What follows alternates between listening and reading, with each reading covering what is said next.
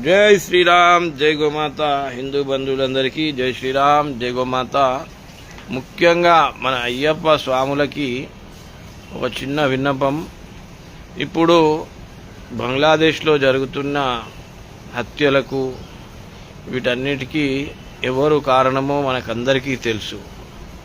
ఇక్కడ వాళ్ళ సంఖ్య తక్కువ ఉన్నంతసేపే వాళ్ళు ఇక్కడ మంచిగా అణిగిమణిగి ఉంటారు. రేపు ఫ్యూచర్ కూడా ఖచ్చితంగా ఇలాంటి పరిస్థితులే వస్తాయి. కాబట్టి ఇప్పటి నుండైనా ప్రతి ఒక్క హిందూ బంధువు హిందువుల దగ్గరే షాపింగ్ చేయండి.